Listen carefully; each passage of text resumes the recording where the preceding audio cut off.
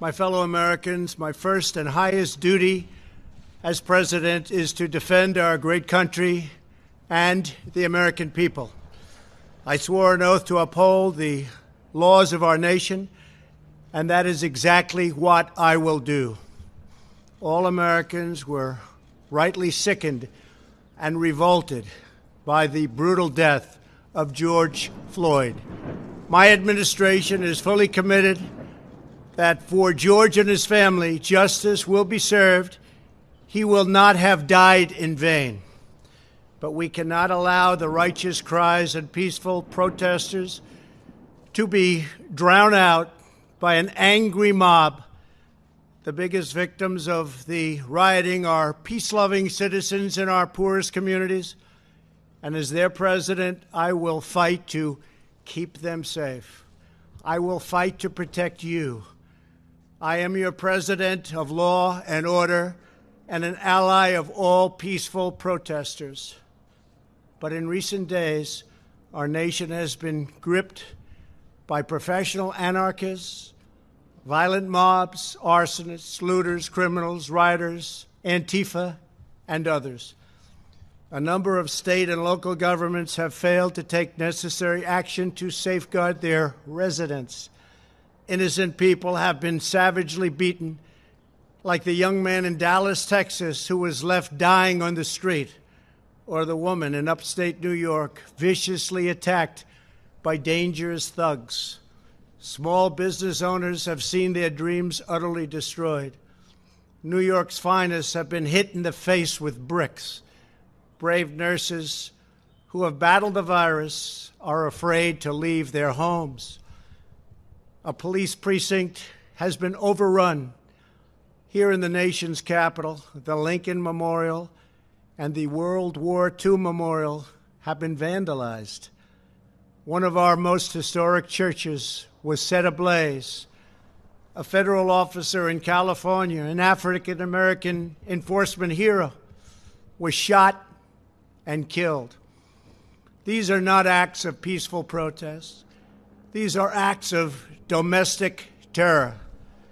The destruction of innocent life and the spilling of innocent blood is an offense to humanity and a crime against God. America needs creation, not destruction, cooperation, not contempt, security, not anarchy, healing, not hatred, justice, not chaos. This is our mission, and we will succeed. 100%, we will succeed. Our country always wins.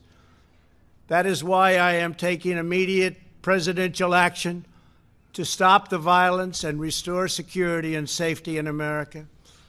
I am mobilizing all available federal resources, civilian and military, to stop the rioting and looting, to end the destruction and arson, and to protect the rights of law-abiding Americans, including your Second Amendment rights. Therefore, the following measures are going into effect immediately. First, we are ending the riots and lawlessness that has spread throughout our country. We will end it now. Today, I have strongly recommended to every governor to deploy the National Guard in sufficient numbers that we dominate the streets. Mayors and governors must establish an overwhelming law enforcement presence until the violence has been quelled. If a city or state refuses to take the actions that are necessary to defend the life and property of their residents, then I will deploy the United States military and quickly solve the problem for them. I am also taking swift and decisive action to protect our great capital, Washington, D.C. What happened in this city last night was a total disgrace.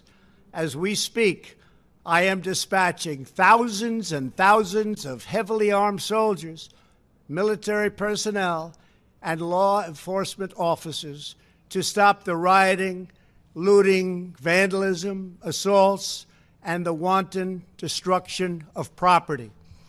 We are putting everybody on warning. Our 7 o'clock curfew will be strictly enforced.